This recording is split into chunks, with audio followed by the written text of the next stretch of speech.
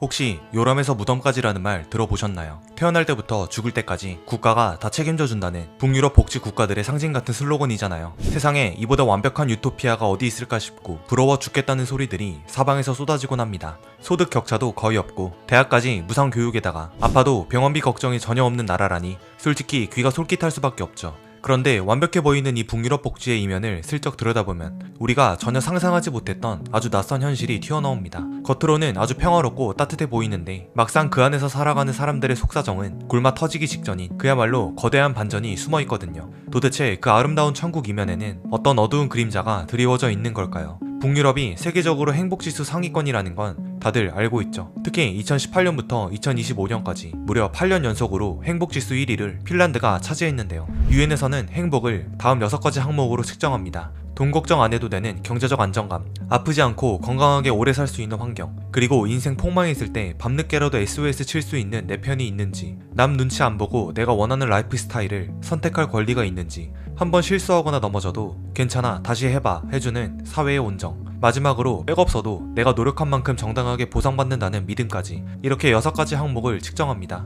핀란드는 이 모든 항목에서 골고루 높은 점수를 받지만 그 중에서도 특히 사회적 지지와 부패인식 부분이 독보적입니다. 내가 힘들 때 기댈 수 있는 사람이 있고 우리 사회 시스템이 공정하게 돌아가고 있다는 믿음이 90% 이상의 국민에게 공유되고 있다는 건 정말 대단한 일이죠. 핀란드 학교에서는 아이들이 처음 들어왔을 때 남보다 잘하는 법을 가르치지 않아요. 대신 실패해도 괜찮다는 법을 먼저 배웁니다. 매년 10월 13일을 실패의 날로 정해서 대대적으로 기념할 정도라니 말 다했죠. 실패를 두려워하지 않아도 되는 사회 분위기가 사람들을 훨씬 더 자유롭고 편안하게 만드는 겁니다. 하지만 이렇게 완벽해 보이는 시스템에도 빈틈은 있습니다. 모든 것이 보장된 평온한 일상이 때로는 견딜 수 없는 지루함이나 무기력으로 찾아오는데요. 결국 핀란드의 행복은 엄청난 세금이라는 대가를 치르고 얻어낸 결과물이기도 합니다. 국가가 개인의 모든 것을 책임져주는 이 복지 천국의 시스템을 유지하기 위해 사람들이 실제로 내야 하는 세금의 무게는 어느 정도일까요? 그리고 그 높은 세금을 내면서도 이들은 정말 아무런 불만이 없는 걸까요? 솔직히 말해서 세금이 내 소득의 절반이라면 여러분은 어떠실 것 같나요? 200만 원을 벌면 100만 원을 국가가 가져가는 거죠.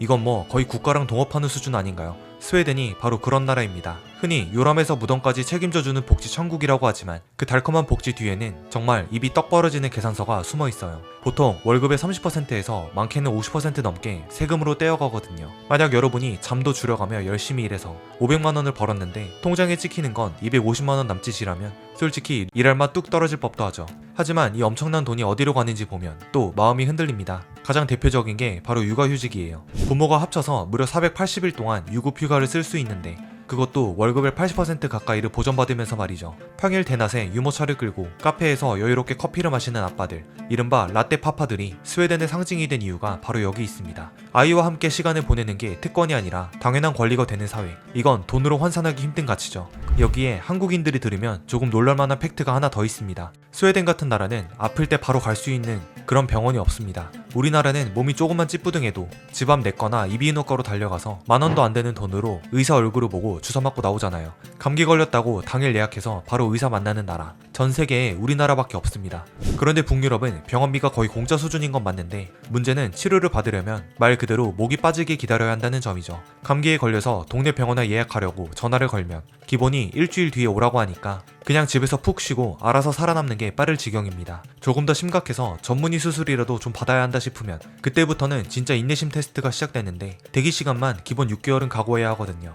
의료 선진국이라는 나라가 병상이 부족해서 중대한 질병이 아니면 이번엔 꿈도 못 꾸는 게 현실이라는 거죠. 이러다 보니 돈 있는 부유층들은 국가가 주는 무상의료를 그냥 포기해버리고 내 돈 주고 사보험에 가입해서 민간 영리병원으로 달려가는 아이러니한 현상이 벌어지고 있습니다. 실제로 스웨덴 경제활동 인구의 13%에서 14% 정도가 이런 의료사보험을 따로 가지고 있을 정도니까 결국 돈으로 시간을 사는 또 다른 계층화가 복지천국 한복판에서 싹트고 있는 셈입니다. 결국 세상에 공짜 점심은 없다는 말처럼 완벽한 무상 복지라는 달콤한 환상 뒤에는 살인적인 세금과 마비된 의료 시스템이라는 무거운 대가가 도사리고 있었던 겁니다. 물론 이런 퍼주식익 복지가 늘 박수만 받는 건 아닙니다. 사람들이 굳이 열심히 일할 필요를 못 느낀다는 비판도 끊이지 않거든요. 실제로 이케아 창업주인 잉바르 캄프라드나 테니스의 전설 비에른 보리 같은 유명인들이 높은 세금을 견디지 못하고 고국을 떠났던 사건은 아주 유명합니다. 열심히 노력해서 부자가 돼봐야 뭐하나, 나라가 다 가져가는데 라는 생각이 지배하면 사회의 혁신이나 활력이 떨어질 수밖에 없으니까요.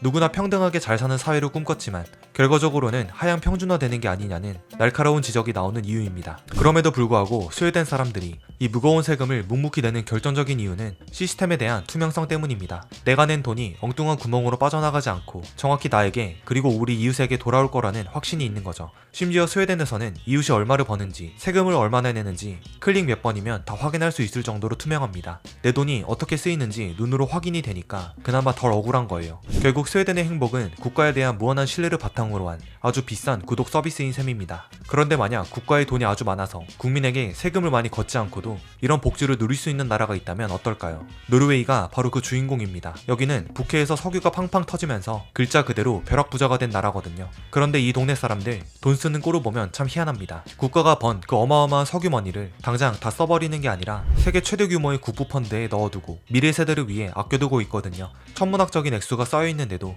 국민들 삶은 의외로 검소합니다. 명품 가방이나 슈퍼카를 굴리기보다는 낡은 등산복 차림으로 산에 오르는 걸 훨씬 더 좋아하거든요. 노르웨이 사람들의 행복 비결을 딱 한 단어로 요약하면 프릴루프스입니다. 이름은 좀 어렵지만 뜻은 단순해요. 야외 생활 혹은 자연 속에서의 삶이라는 의미죠. 이 사람들은 겨울의 기온이 영하 30도까지 떨어져도 스키를 타고 출근을 합니다. 주말이면 작고 소박한 빨간 오두막에 가서 전기나 수도도 안 들어오는 불편함을 즐기기도 합니다. 너무 많지도 적지도 않게 딱 적당하게. 이게 노르웨이식 미니멀리즘의 핵심이에요. 돈이 아무리 많아도 남보다 더 화려하게 살려고 애쓰지 않습니다. 무리해서 큰 집을 사고 최신형 가전제품을 들여놓는 대신 낡은 가구를 고쳐 쓰고 소박한 저녁 식사를 즐기는 데서 만족을 찾죠. 끊임없이 더를 외치는 무한 경쟁 사회에서 이 적당함의 미학은 정말 신선한 충격으로 다가옵니다. 남과 비교하며 스스로를 갉아먹는 스트레스가 없으니 행복이 자연스럽게 스며드는 게 아닐까요? 사실 노르웨이나 스웨덴 같은 나라들이 이토록 평화로울 수 있는 건 돈이 많아서가 아니라 사람들 사이에 흐르는 보이지 않는 끈끈한 믿음 덕분입니다. 이 믿음이 깨지면 아무리 석유가 쏟아져도 행복은 한순간에 신기루처럼 사라질 수 있거든요. 그 신뢰의 끝판왕이라고 불리는 이웃나라 덴마크로 시선을 돌려보면 우리가 그토록 부러워하는 행복의 진짜 민낯을 만날 수 있습니다. 덴마크 하면 떠오르는 단어 휘게 아시죠? 그냥 촛불만 켜고 차 마시는 게 아니에요. 이건 사람들 사이의 심리적 안정거리이자 따뜻한 연결을 뜻하거든요. 덴마크가 행복한 진짜 이유는 이 휘게를 가능하게 만드는 밑바탕, 바로 미친 수준의 사회적 신뢰에 있습니다.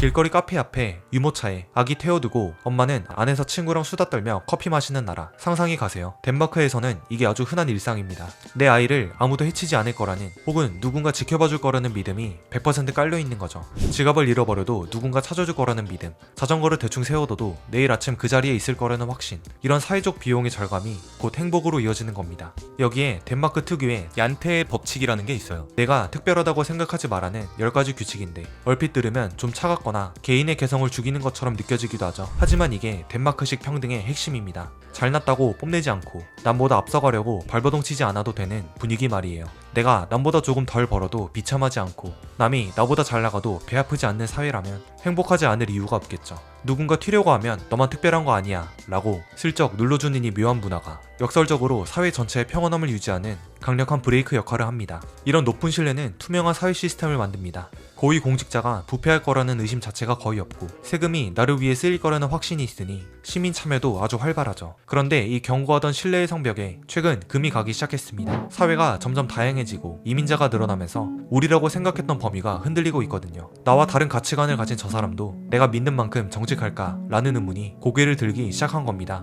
결국 신뢰가 흔들리기 시작하면 덴마크 사람들이 그토록 소중히 여기던 휘게도 평등한 일상도 위태로워질 수밖에 없습니다. 행복은 결코 거저 주어지는 게 아니라 수십 년간 쌓아온 신뢰라는 유리그릇 위에 놓인 아주 섬세한 예술품 같은 거죠. 그런데 여기서 우리가 놓치고 있는 게 하나 있습니다. 세상에서 가장 행복한 나라라고 다들 입을 모으는데 사실 통계를 조금만 깊게 들여다보면 고개를 갸우뚱하게 만드는 구석이 있습니다. 바로 자살률과 항우울제 복용량이죠. 행복지수 1등이라면서 왜 스스로 목숨을 끊는 사람들이 줄어들지 않는 걸까요? 이건 정말 지독한 역설입니다. 가장 큰 범위는 역시 날씨예요. 1년 중 6개월 넘게 해를 제대로 못 보는 그 지독한 어둠 말이죠. 비타민 D가 부족해지면 몸만 아픈 게 아니라 마음까지 병들거든요. 계절성 우울증이라는 말이 괜히 나온 게 아닙니다. 더 무서운 건 모두가 행복한 사회가 주는 보이지 않는 압박감이에요. 남들은 다 행복해 보이는데 나만 우울하면 그 소외감은 평범한 사회에서보다 몇 배는 더 크게 다가옵니다. 이 완벽한 시스템을 갖춘 나라에서 행복하지 못한 나는 뭔가 잘못된 게 아닐까 하는 자책이 시작되는 거죠. 자, 그렇다면 앞으로의 북유럽은 과연 어떻게 될까요? 앞에서도 말했지만 평화롭고도 고독한 북유럽 사회에 완전히 다른 삶의 방식을 가진 사람들이